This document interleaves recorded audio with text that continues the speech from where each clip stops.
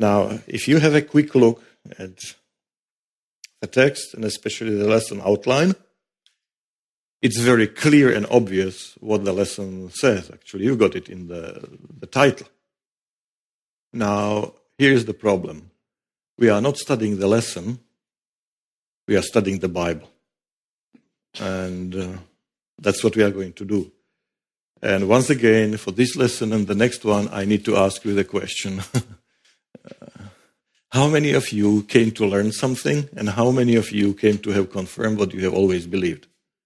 And I'm pretty serious about this because I mentioned it many times. The greatest tragedy of the contemporary Christianity, contemporary church, is that most people open the Bible to have confirmed what they always believed. Isn't this wonderful that the Bible says what we have always believed? In the previous lesson, I already talked about Peter Weiser, who in 1960 conducted this experiment that I'm going to give you some numbers, and you tell me what is the principle behind those numbers. And he has discovered that most people have the tendency to search for information in a way that it confirms their previous beliefs. So they would not ask questions that disprove what they already believe. And it's not only what you search, it's how you interpret the data, it's what you favor to see, and it's even what you recall. When something happened, you are going to remember those things that confirm what you believe. Your brain is going to shut out things which disprove what you believe. There have been some interesting experiments done by scientists in the last few decades, where they asked religious people where they stand on certain ethical issues, and they gave the answer. And, with a CT, you can have an incredible insight into what's going on in your brain. And then, of course, they asked them, where do you think God stands on those issues? And, of course, they clearly know where God stands on those issues. And then the scientists give people some information that shows doubt on their traditional understanding of certain ethical issues, and shows the complexity of the issue. It's not as simple. And if these are also the realities, then maybe it alters the way how we should interpret it. And so many people, because of that, are going to shift their opinions. And of course, when they ask them, and where does God stand on that? You can see that God shifts his opinion as well. And you can see that from the CT scanning. And which is a very interesting thing, because how do we make sure that we don't use the Bible to confirm what we have always believed? So if you know the answer, if you know what is the interpretation before you open the Bible, and if the interpretation is the same since the days of Uriah Smith, are you going to learn anything new? Are you going to allow God to speak to you in a powerful, living way in October 2017 or June 2018? And if yes, how? Now, here's the thing. Jesus says in John 13:19, and then he repeats it in 14:29, I am saying you this now, so that when it happens, you know that I am. Jesus says, I am going to say something to you, but the primary purpose of what I am telling you is not to satisfy your curiosity about the future. The primary purpose is so that when things start happening and you are surprised, oh, what is going on? Has God lost control? Did things get out of his hand? That you know that I am, and you know who is the I am in the Old Testament, that you know that God is still in control, that things did not get out of his hand, although you are surprised by the outcome of things. So the primary purpose of prophecy is not for you and me to play the clever guy, the smart cookie, who says, I know what's going to happen, because you don't. It always pans out differently than what you believed. And we have beautiful examples of this throughout the centuries and with other biblical prophecies. It's easy to pontificate how blind the Jews of the first century were because they missed that Jesus is the Messiah when the Old Testament prophecies so clearly say that. Yes, in science, it's called the hindsight fallacy. Hindsight fallacy. That hindsight is a perfect sight. It's 20/20 vision. When you look back, you see it very clearly. But how do you see things forward? A mouth speaking great things and blasphemies, and power was given unto him to continue 42 months. And he opened his mouth in blasphemy against God, to blaspheme his name and his tabernacle, and them that dwell in heaven. And it was given unto him to make war with the saints and to overcome them. And power was given him over all kindreds and tongues and nations. It was given to him. It was given to him. It was given to him. It was given to him. Must be somebody behind. These sound like puppets, don't they? Must be a puppeteer back there somewhere. Well, alrighty. What do we know about this beast? And more description in Revelation 13. We know that he blasphemes God. That's pretty serious. We know that he makes war against the saints. Really important and serious, because I want to be counted in that group, and I don't want to go to war. However, there was some good news in what was read. Christine, do you remember? Or David, tell me what the good news was. Limited time. It says, and blasphemes and to exercise its authority for 42 months. You probably remember some of this from when you studied it back in Bible school. Okay, that's Revelation. That's where we're studying it. That's John. Let's look again at Daniel real quick. I'm going to just read this real quick to just see the similarity. And then I wanted to know the meaning of the fourth beast, which was different from all the others and most terrifying with its iron teeth and bronze claws, the beast that crushed and devoured its victims and trampled underfoot whatever was left. I also wanted to know about the 10 horns on its head and about the other horn that came up, before which 3 of them fell off. 10 horns, remember, 1 came up and 3 fell off. Daniel is saying that he wants to know about this. And the horn that looked most imposing than the others, and they had eyes and a mouth that spoke boastfully. As I watched, this horn was waging war against the holy people and defeating them. What? Until the Ancient of Days came and pronounced judgment in favor of the holy people of the Most High, and the time came when they possessed the kingdom.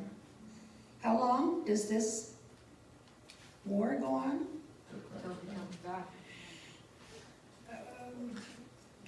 We're not there yet. Does that mean that we're probably in the middle of this nonsense? Moving down Daniel 7, he gave me this explanation. The fourth beast is a fourth kingdom that will appear on earth. It will be different from all of the other kingdoms and will devour the whole earth. Whoa. Trampling it down and crushing it. I can see why Daniel got sick when he got these visions and fell down, fainted, and was sick for several days. I can see him thinking of, God's people being hurt in this way. The 10 horns are 10 kings who will come from this kingdom, and after them, another king will arise, different from the earlier ones. He will subdue 3 kings. Okay, let's take a quick peek. This is the verse. He will speak against the Most High, and he will cause all kinds of trouble. That's the guy we were just reading about. Oops, I missed one. Maybe I left out. Well, we'll move on to this one. One of my slides is missing. Okay, this is right from your lesson, actually. And it's a good review, but remember, we're condensing a lot of stuff into just a short amount of period of time here, trying to remind us of such a serious lesson. Okay, the beast that precedes the one was depicted as having given 42 months. See the little chart down there? It's a reminder. If you have time to look at it there, you'll see the 70 weeks of Daniel. Remember that part? That's before the beast. But the dark ages of papal supremacy, do you see that there? Off to the right slightly. 1,260 years. That's what 42 months is. A day for a year in prophecy. We know that time well. Began at 538 and ended about 1798. Now, when Daniel got this prophecy, none of this had ever occurred. In fact, Jesus hadn't come yet, and there were a lot of things that hadn't happened, and yet he's predicting completely true. The 42 months are the same as the times, and dividing of times, for those of you that can remember the setting of Daniel, or the 3.5 years, or 1,260 prophetic days, the time during which the papal power oppressed its opponents. You know, a time that, that's a long time, 1,260 years. You know, I think 72 years is a pretty long time. I'm not sure I came up with that odd number, but that's a long time.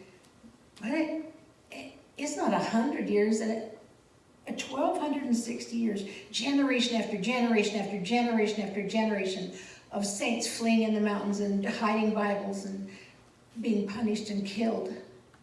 The devil had one thing on his mind: wipe them out, wipe them out. And God gave him plenty of time. But you know what? The more he tried to persecute them and destroy them, people would go, wow, what have they got that I don't got? You know, it just made it worse. It wasn't working. Terminated about 1798, the year that the Pope was taken captive. Remember this from history. Remember, we can look at history that's happened and we can go, yeah. It's the part where it's beyond. And that's where we got to be careful. At this time, the papal power received a deadly wound and the prediction was fulfilled. Awesome, neat, and cool. And we live in a time when we can look at this and go, yeah, because there it is. History backs it up. It's solid, it's firm. That's your rock, guys. That's your rock. Once you get a rock, now you can finish studying the rest of the Bible, because there's no doubt the Bible is true. None. It's already right there. That proves it more than anything right there. Okay, here are the kingdoms I was looking for. I got it in the wrong order. Okay, this is just going back to just give you, for those of you that are interested in the 10 horns that became 3, that's the name of it. But this is the part. Very, very, very sad time. Tries to set time and laws. Now we're trying to figure out who this horn is and who these beasts are and things. Based on what we just said, and of course your years of studying this subject, there really isn't any question, is there, what this power is about. There was a power that took over the civil Rome, the government of Rome, and became a religious power. It's not a person or a people. It's not even the Pope. It's that system. There is a head of that church, or that belief, by the way, and he doesn't wear a hat. I believe he has a pitchfork and a tail. Or he looks like a beautiful angel. Or he looks like an angel. Impersonating. Yeah. That's the guy we need to see. That's the one. Yeah, exactly. But a lot of serious damage occurred. Let's take a quick peek. And now you can see why I brought slides, because this is a lot of information. But, you know, do we have it right on this beast and what's going to happen? Do we know exactly what's going to happen? No. Do we think we know? Yeah, we probably have some ideas, and we're probably not too far off. Who knows? When it's all done, we'll say, wow, we were pretty close, or missed that one by a mile, you know. But he didn't give it to us so that we could figure it out, remember? He gave it to us so that we could, where we're at, we go back and say, yes. Wow, that was cool. Yes. But here it is, came up from 10 nations, and it rose after the 10 nations, and it was a greater appearance than the 10. A man sits at its head. It plucked up 3 nations. We talked about that. It blasphemed against God. It will make war with the saints, changes times and laws, and will reign 1,260 years. There is no other answer to who this is, because we sit on this side of history. Now, if we sit in Jesus' time, or certainly Daniel's time, we wouldn't have a clue. I mean, we'd have clues all over the place, but we wouldn't know until it happened. And here's when it happened. Here's what our lesson is about today. There was another beast. Name of our lesson is America and Revelation. Now this is pretty interesting because this is us. Well, let's see. How do we know that? Let's see what it says. Somebody want to turn to Revelation 13. You should be kind of close there. And verse 11. So we have the 42 months have passed, and what happens next? Somebody want to read? It's just one little short verse. Who's my reader? Sandy, thank And you. I saw another beast coming up out of the earth, and he had 2 horns like a lamb, and spoke like a dragon. Huh, like a lamb. But he spoke like a dragon. Interesting. When did the United States come into existence? I remember the 4th of July. Well, I don't remember. 1776 was the day we declared our independence. So somewhere in that neighborhood. And did you notice how that coincides quite nicely with the end of the 1260 years? Just for the record, in case you're wondering, Australia became a nation in 1788. You probably know it started out as a penal colony. Canada, 1867. Hasn't been that long, has it? New Zealand, 1856. They've been around a while. The Russian Empire, 1721. French Revolution was in 1789 to 1799. Kind of during that same time period a little bit. Nobody meets the description of this ram, sheep-like beast, except us. You know, right this very minute in Canada, our president and presidents from all over Europe, Canada, are meeting together to talk about important stuff. I was really thinking about that when I read this lesson and started thinking about how this country, the United States of America, this little old country started out in covered wagons and campfires, and we even had a Revolutionary War. It killed a lot of us. How did that country have so much influence over the world?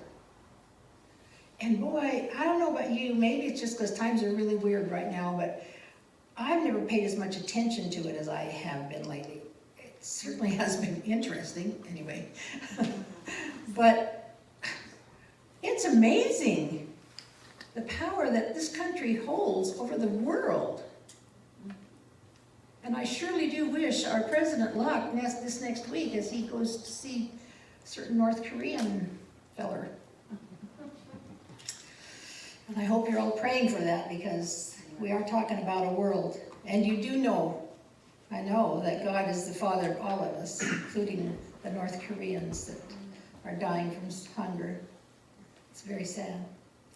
Ellen White wrote in The Great Controversy, what nation of the New World was in 1798 rising into power, giving promise of strength and greatness and attracting the attention of the world? The application of the symbols admits of no question. One nation and only one meets the specifications of this prophecy. It points unmistakably to the United States of America. So I think that we're far enough into this prophecy that we can say, ta-da! I got it. Okay, we got that one. Okay. What is this all about, this beasts and war and all this mess, this fighting and fury? What is it all about, basically? What's the real root cause of all this? Lon? The devil knows that he has but a short time. Oh, yeah. Okay, guys, hurry up. Yeah, he sure does. But let's go even a little deeper. What is the actual root cause? That he wanted to be like the Most High. He did, didn't he? He usurped that. Would it be fair to say it's really all about who you worship and how? An interesting comment. I was listening to a podcast, which is a recording of a sermon some guy does in Florida, Miami, I think. Anyways, he's from Puerto Rico, Costa Rica, somewhere like that. And he did a sermon on racism. And he basically, the premise was that everybody is a racist. It's not just white people. If you go to Africa, they're racist against white or whatever. But he said a couple of times that the countries in the world that have a strong Protestant foundation are the countries that are peaceful and more wealthy. They're way better off. And if you look at the countries that don't, you know, South America, Central America, Europe, a lot of Europe. yeah, which are Very heavily, secular. in South America, you know, you're talking heavy Catholic. Oh, yeah, So they're still Christians. yeah, And Africa, of course, is whatever tribal religions. Those places are brutal. You know, here we worry about, we have between 3,000 to 4,000 gun homicides per year in this Mhm. country. Down there, they have more Massacre. than that. Plus, they have, people are killed brutally, not just Yeah. shot. They hack them up with machetes and axes and all kinds of stuff. and not only killed, completely neglected, Yeah, with no means of feeding themselves. I mean, they don't have to shoot them, they're right. gonna fall over dead, they can't, yeah. You know, I shouldn't say this, but you know, here it goes. There's a commercial on television that I've seen a few times where they're begging you to send money to help the poor little Russian ladies from the World War II camps. They're getting old now and they need your help. Now, why would I have a problem with that commercial? Because Russia is one of the richest countries in the world. That's probably part of it, but probably more, why isn't there a commercial about the people in Ethiopia and in Ghana and, I mean, the people are dying, young people, not 92-year-old people. I mean, it just strikes me the wrong way, I'm sorry. There's so much sadness in this world and so, I mean, it's overwhelming. I guess there's nobody to stand for them. So see, I told you I shouldn't have said it. Don't watch TV. I know, this being retired has been hard on me. Too many commercials. All through the sacred history, the Lord constantly had to deal with those who fell into idolatry. Howdy, nice to see you, very nice. Very nice. And other forms of false worship. In final crisis, as depicted in Revelation 13, the issue of worship will arise again. Here too, God's people will have to make a choice between whom they will worship and serve. Well, that doesn't apply to us, because ta-da! Look where we're at. We're right here in church, on the right day, doing the right thing. So we might as well just finish up here and be done. Is it deeper than that? Is it more than that? Now, I don't know exactly what that's gonna be like, because that's kind of, remember, I don't know exactly until something happens, and so, and it's probably, I don't know. Here I am to say, I don't know. I can't describe that for you exactly, but I know it has to do with worship.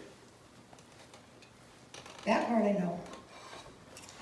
Who would like to read Revelation 14, 9 to 11? Stand up and you sit in the pew, okay? I'll help you up. It is good to see you. This is a good place. And the third angel followed them, saying with a loud voice, if any man worship the beast in his image, and receive his mark on his forehead or in his hand, the same shall drink of the wine of the wrath of God, which is poured out without mixture into the cup of his indignation. And he shall be tormented with fire and brimstone in the presence of the Lord and in the presence of the Lamb. And the smoke of their torment ascendeth up forever and ever, and they have no rest day or night, who worship the beast and his image, and whosoever receiveth the mark of his name. Thank you, Joe. What does that tell you, Joe? What did you get from that verse? I got that there is an end, Thank goodness. there is a blessed end to this, Just a little bit more toward the leaves. and a complete end. There you go. Lean back, you got it. Yeah. Yeah, And it is definitely about worship, because it says worship. yeah. Michael? I got something interesting out of that, that I hadn't thought of before, but, you know, I've always heard that if you look at the seal of God, it's only on your head. And so they say, what I've heard was, well, that's by choice. And when you get in here, when it's talking about on your hand, that means you're mean, it's your behavior too, you know, what you do, yeah. Right. But what just struck me was, you know, some people say we don't really know, and some people say, oh, you get a stamp on your hand or something. But if that were the case, then how could somebody not have, because anybody can be held down and get a stamp on their Sure. hand. Those nasty barcodes, they're gonna get you. Yeah, so I think it suddenly becomes clear to me that it can't be something like that, Of course because not. every single person, they just hold them down, stamp their hand, and then say, okay, you have the mark of the beast now. That's right, Don. So I want to tie a few things together. What he said is really important for us to understand. And what Lon said earlier about, you know, what Satan's appearance is like. Jesus didn't identify Satan by his appearance. He identified Satan by what he said. Right, His thought was so opposite, if you be the Son of God, right? yeah. And I get really concerned when people say, well, I'll know because his feet won't touch the ground. I think I said that last week, so I guess I gotta take that back. So, well, but what you're saying is true. People say, like, we're gonna identify by some physical Yeah. manifestation. We'll Forget be able it. to differentiate. Yeah, I don't think that will be it. We have to be so intimate with Christ that his character, anything that goes against his character is obvious to us because it's selfish. And selfishness and godliness are other ends of the spectrum from one another. yeah, And so when we're looking at this, it's not as much about the physical as it is about the spiritual. Right. And Jesus spent his whole ministry being misunderstood because he was focusing on spiritual things. And the Jewish people, they were doing all the right things, and yet they still didn't recognize him because of what Sandy was talking about. They knew right. this is how it's going to be. Set And it in there. wasn't. It Set there, wasn't. set. We need to learn from that. Which is why we need to understand that there is an absolute truth, and we don't Yes. know what it is. And no matter Yes. how right we think we are, we might be wrong. You can only cleave to the rock, to the part that's truth, the part that's already happened where you go, yes, yes. Sandy, you had a comment? Yeah, but I think what John said really resonated with me. We have to be so in touch with what God's character Yes. is. And when it really comes down to maybe oversimplifying it, but what we've got here is we've got the real deal and we've got the counterfeit. Right. And we've got love and we've got force. That's right, that's And right. God will never Yes, force yes. his people to follow after him, because I see the picture of David with the flood. What happens? Oh, good, we washed away sin, and now there are these 8 people, but sin is perpetuated because, you know, God wasn't trying to, well, he was trying to wipe out sin, but what I'm saying is, force didn't wipe out sin. Right. The flood didn't wipe out sin. Right. One of the things also that I really took from this verse, in addition to what you guys are talking about, is this is really serious. There's some pretty strong language in these verses. And if you don't have goosebumps like I do right now,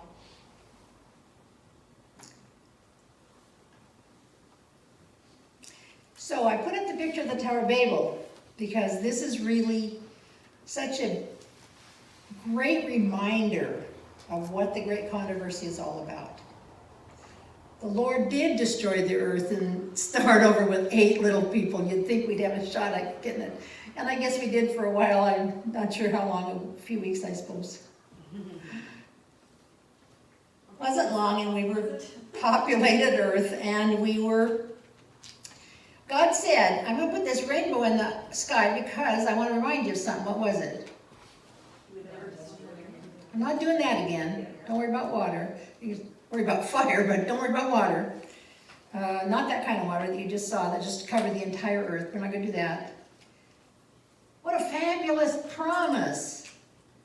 And plus he put a rainbow that we see still today. It reminds me, I live up on a hill, so I don't think of the flood too much, but they saw a rainbow. But what did they say? I remember them talking about the flood. I can see evidence of the flood. God could do that. God's pretty big. He could do it again. What if he does that again? Well, I better figure out a way to save myself.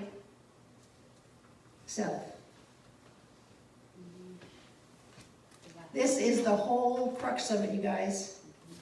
I do it my way. And we're talking serious here. We are talking serious. God says, well, if it was me, I'd say you idiot, but I'm sure he doesn't call me an idiot, so you poor child. You aren't getting it. I'm giving you away, I'm making it easy, I've paid the price. I just need you to turn to me and love me. That's it. That's all I ask. Yeah, you'll keep the Sabbath, and yeah, you'll pay your tithe, because, you know, you love me and you've learned about me. That's not what I asked you. I asked you to love me. That's Joe? the other reason for the mark in the hand is every other religion out there, except a narrow window, and even in the Christian religion, is you can save yourself. It's works. Yes, You can work yes, your way, absolutely. You can figure out how to do it yourself. And Absolutely. true Christianity is knowing you can't. The only one who can save you is Christ. And when we get there, there will be nothing to brag about Yep. other than look what God has Yep. done for me. See, I was raised an Adventist, so I knew all about the stuff. And I went to Adventist schools. And then later I married an Adventist guy, and plus I had 2 little Adventist kids. It was really cool. And I was actually quite content, and plus I knew I wouldn't be deceived because his feet wouldn't touch the ground. So I was okay. I mean, things were good, and all was good, and we were fine. And then one day, a fellow named Morris Venden said a few things to me on a cassette tape that I listened to, and kind of pulled the rug out from underneath me, because he said there was no point system. And all that good stuff I'd been doing was worth nothing. Are you kidding me? I was 25 years old, and I've been working for 25 years for nothing?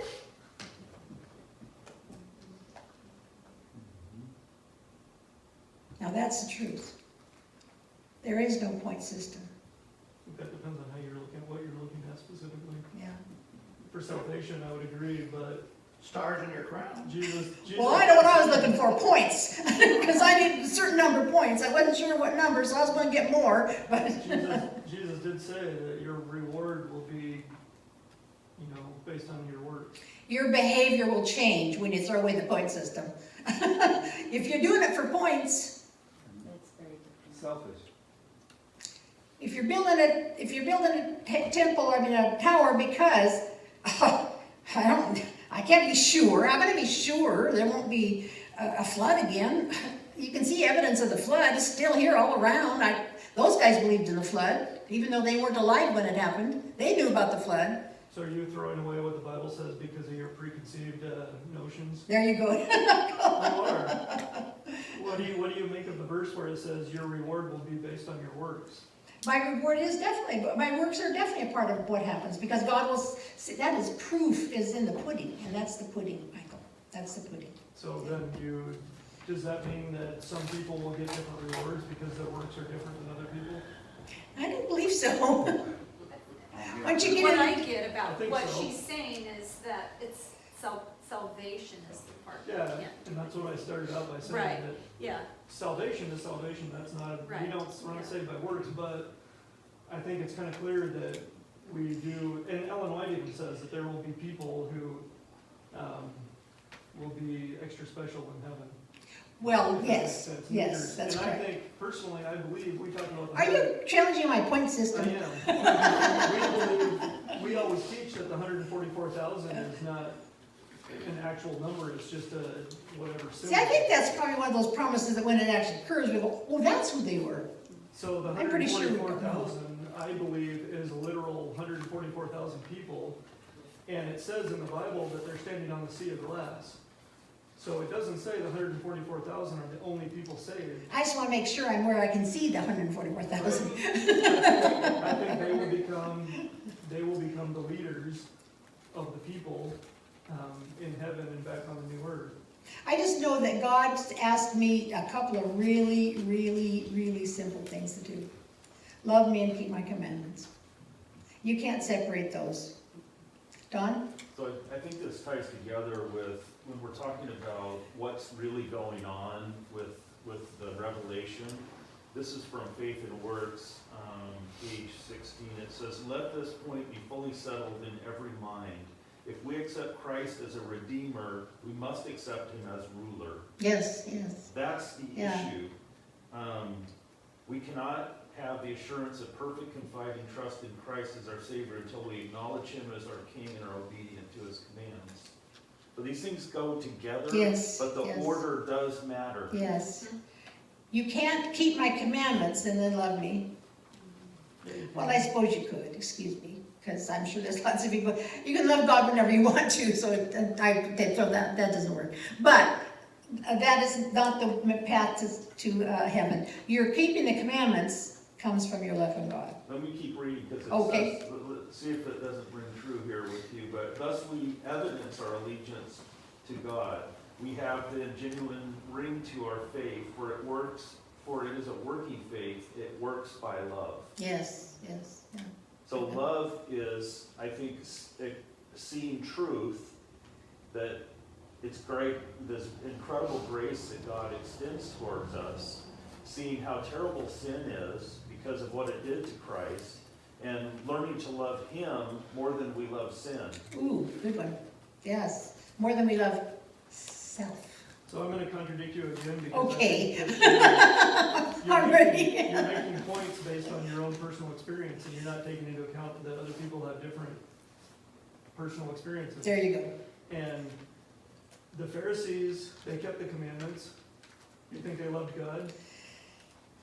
I'm sure there were cases of them that did. I'm sure there were, but Very individual, certainly. it seems the majority of them didn't. They kept the commandments, they kept the law, the letter of the law, more perfectly than we do, I suspect. But they obviously didn't love God because they chose themselves over his son. That's right, yeah. So we don't But- have to love God to keep the commandments. That's correct. But we Oh, do- absolutely, no, I completely agree. And Were I- they really keeping the commandments? Maybe in acts, but not in, There, yeah. Except the summing up part where it says, Okay. "Love your neighbor as yourself." I'm gonna move us along. By the law, but not. Because there's still a lot to cover here, and we're not gonna cover it all, of course. But just to get us back into the Revelation, there was a woman, actually there were two of them, and in our lesson, there they are. And I'm not gonna take the time, but just a reminder to you that there was a pure woman referred to in Revelation 12, and a harlot referred to in Revelation 17, and this was in your lesson. It tells about the differences in heaven and on waters. And is there anything else we should need to know to call this world to? Is there anything else that's important besides to come out of Babylon for these reasons right here that are listed? Is there any other reason that we need to have them? Any other warning that we have for people besides come out of Babylon? What are some of the reasons for that? Why should they be coming out of Babylon? What would be a more important reason for calling people out of Babylon than these horrible, nasty things that are going to happen? There's a call to something, not just away from something. There is a call. Revelation 13:10. Who has that? 13:10. I don't think that Babylon has anything to do with the nasty things that are happening. When we're being called out of Babylon, it's a belief system. Yes, It's absolutely. not a certain location where they're Correct. torturing No, us. yeah. No, we know that, yeah. Revelation 13:10, who has that? Somebody? He that leadeth into captivity shall go into captivity. He that killeth with the sword must be killed with the sword. Here is the patience and the faith of the saints. Oh, would you mind reading that last sentence one more time? Here is the patience and the faith of the saints. This calls for patient endurance and faithfulness to God. This is not just a fire escape revelation, a torture escape revelation. This is a call to be faithful. I can't explain why during that 1260 years when this world was in terrible darkness, known as the Dark Ages, I can't explain why people were singing when they were being burned at the stake.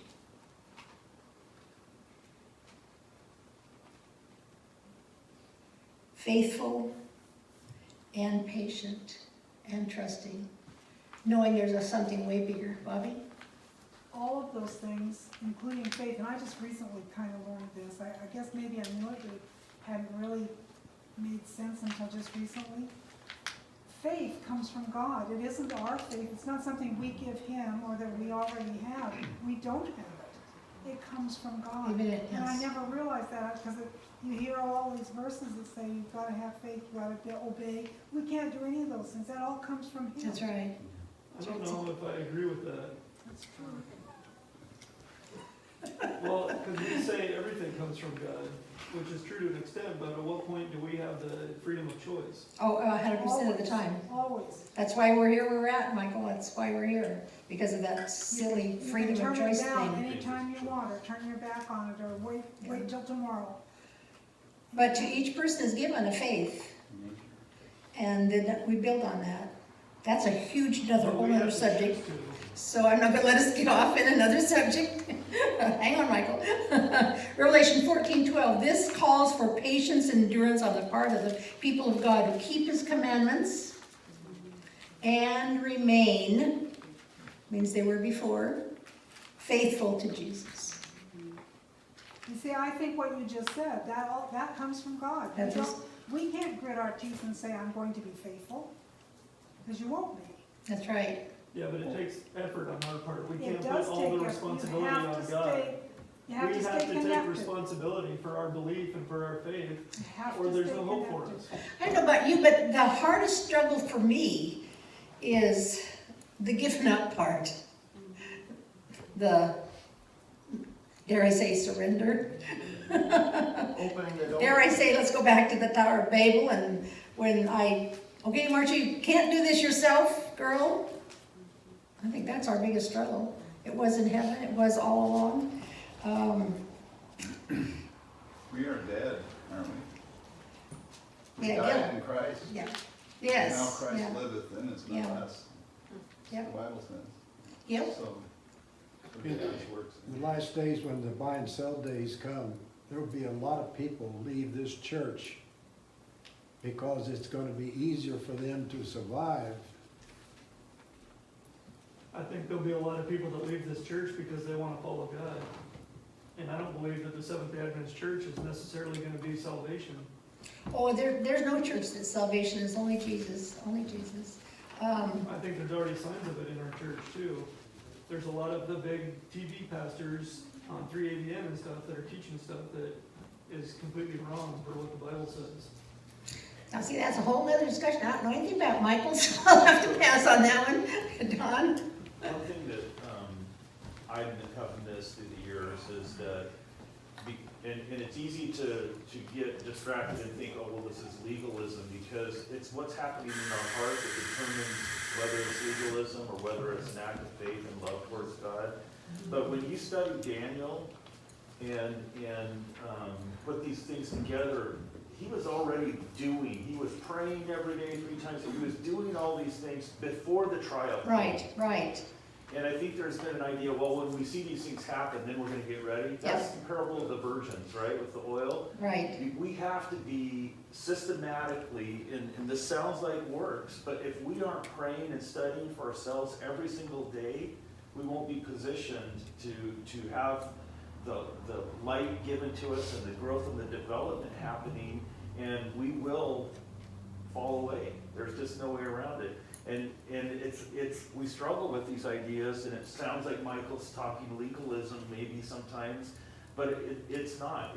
It's essential. We have to do these things, but doing those things in and of themselves don't earn us anything. Correct. It's just the mechanism, the vehicle that Correct. draws us close to God Right. and understanding His character and what He's about. Right. That's how we build the relationship. We don't have a relationship because God tells us we have a relationship with Him. We have to work to build that Choose, relationship. choice. Just Yeah. like we do with anybody here on earth. That's right. It That's takes right. effort and choice, and if I try to have a relationship with Eve and I don't put any effort into it, we're not gonna have a very good relationship. That's true. True. It's an expression of our love. Our words are an expression of our love in return to God. But see, that's where is a gray area, because my analogy would be, when I first meet somebody, like Eve, I think she's cute and I like her, but do I really love her before I build that relationship with her? And I don't think that that's true. I think people think this whole love at first sight thing that we see on TV and the movies, and I think that's lies. We have to work to build that relationship so we can develop our love. Correct. So we And, can, and it's true, as someone who was single once and sort of fell in love with everybody. Okay, we won't go there, Carol, I promise. Oh, she's gone. Love is also a decision. You weigh a whole lot of stuff, and at some point you make a commitment, and you make a decision. And then you stay by that decision. I put a picture up here that should remind you of a whole story. But it reminds me of some very young men, possibly early 20s. Don't know their exact age, but maybe even teenagers, I don't know. They were pretty, something had happened in their lives that caused them to be extremely ready for this trial. Because what saved them from the fiery furnace?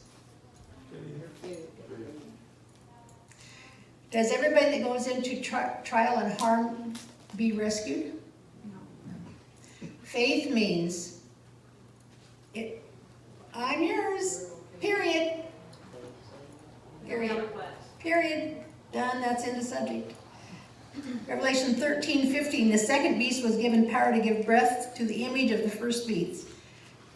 Second beast, that's us, America, was given power to give breath to the image of the first beast. I think we're getting down to our time now, aren't we? This just sounds like, starting to sound awfully familiar.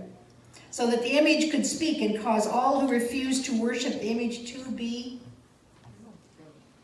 thrown in a fiery furnace, killed. This is very serious, you guys, and we are fortunate enough, if you want to call it that, or else we're old enough we'll be laid to rest. I'm not sure which I'm voting for at the moment. We're living right there on the edge. And we better figure it out, because not only do we need to figure it out, it's our responsibility to let other people know how serious this is. I won't go into the future events because I thought with Keith out of town, maybe the bell wouldn't ring, but somebody over there wanted to ring the bell, so. Now this is where a picture says 1,000 words, doesn't it?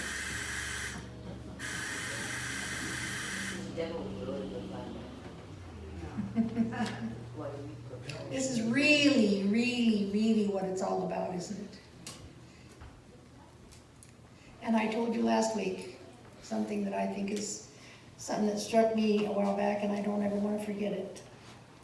And that is that Jesus loves me so much. He does so many, many awesome, cool things to make sure I know he loves him. He hugs me, he loves me, he does things, he shows me, he teaches me, he's patient with me. I have a great relationship with him, and I know he's there, and I can talk to him, and he loves me. He loves me. And I understand that I don't even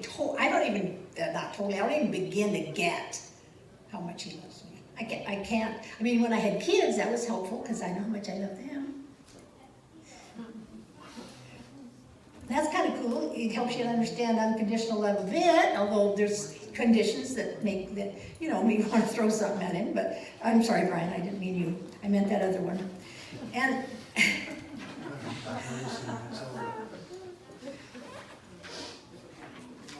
the devil doesn't even like you. Why in the world are we in this controversy? It's a no-brainer, guys. It's a no-brainer.